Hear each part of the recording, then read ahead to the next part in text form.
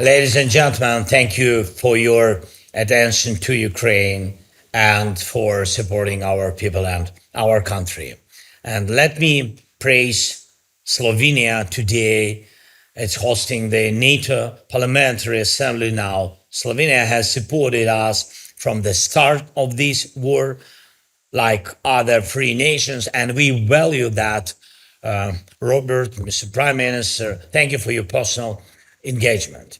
And Marcos, Mr. President of the Assembly, thank you for the invitation today and for your support.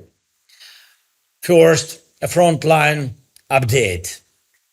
This matters because our people have held back another wave of Russian attacks in Sumy and Donetsk regions.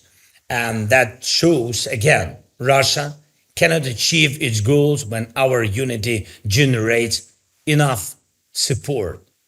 Russia has failed many times to carry out Putin's order to take Donbass. They keep delaying this senseless goal. In summer, they told the United States of America and others they would achieve it in a few months, by October or November. Instead, it is our troops who are pushing forward now. Our results are possible because we no longer face the big shortages of regular weapons we had before. Some items are still missing, but we are working hard to ramp up our industry so it can supply more. I want to stress we are steadily increasing production of our own weapons. More than 40% of the weapons on the front now are made in Ukraine. But every package of military aid from your countries still matters. And please keep supporting us so we can keep the Russians on the back foot. The worse things are for Russia at the front, the greater the internal pressure on Putin to negotiate seriously. Second point, to cover up their failures. On the ground, Russia has started a new wave of air terror against Ukraine, against our cities and civilian infrastructure. Their main targets are our energy systems. Every day, every night, Russian missiles and drones hit power plants and transmission lines.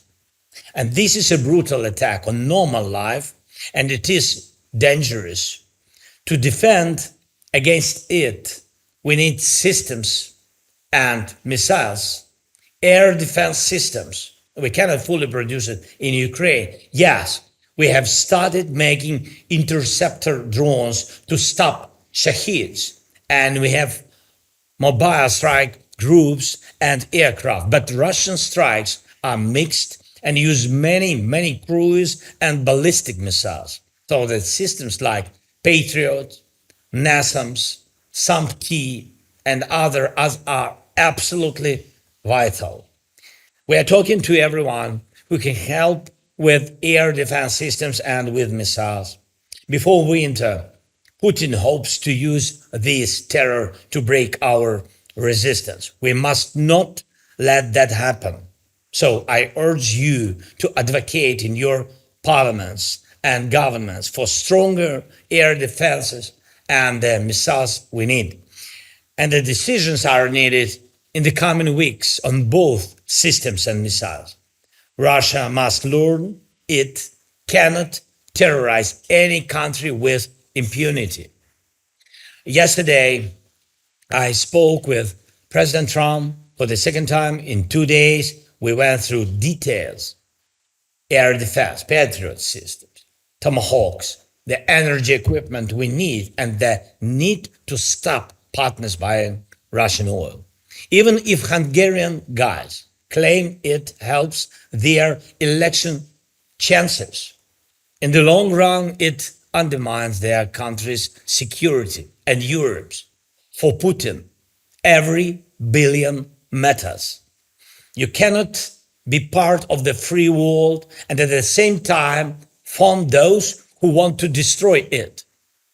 We also discussed the Pearl program, This program helps us buy American weapons, including missiles for Patriots, and it helps convince the US administration that America's alliance with Europe and other NATO partners matters. I thank the countries that have already joined this program: Pearl, the Netherlands, Denmark, Norway, Sweden, Germany, Canada, the Baltic states, Belgium, Luxembourg, and Iceland. And I thank Slovenia as well for its decision to join. Thank you. It's important that the pledged contributions arrive and are used quickly. They save lives.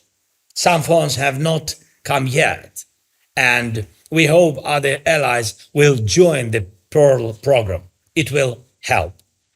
Air terror is Putin's last move.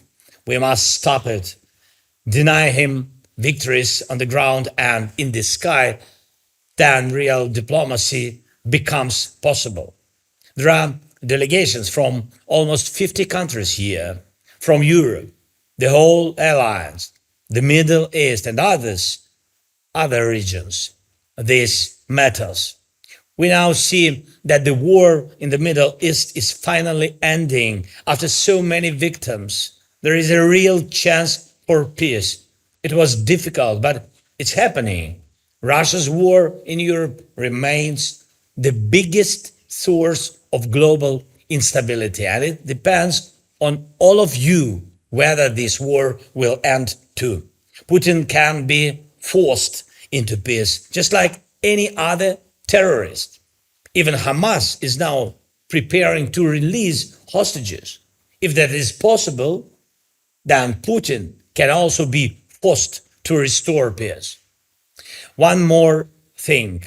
Please do not ease sanctions on Russia. Strengthen them. Sanctions limit Russia's war machine. We also need pressure on those in your countries who continue to supply critical components for Russian drones and missiles. No Russian missile or drone would fly without parts from other countries. This is not only China and Taiwan. Some components still come from European countries and from others around the world who still cooperate with Russia's manufacturers of death. Our team can provide all the facts, and we are ready to share any information you need. Please take this up in your governments.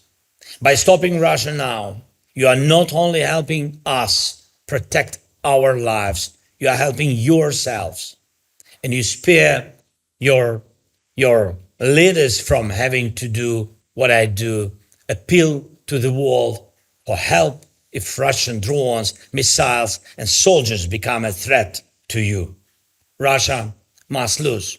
And on that basis, we must build a real system of guaranteed security, one that does not depend on shifting geopolitics or election moods. Dozens of countries are already part of this project, 35 countries in our coalition of the willing. Please support it at every level, in your parliaments, in your media, and through quiet diplomacy. Security must be guaranteed, and when it works for us, it will work for every country that needs protection. Thank you. Slava Ukraini!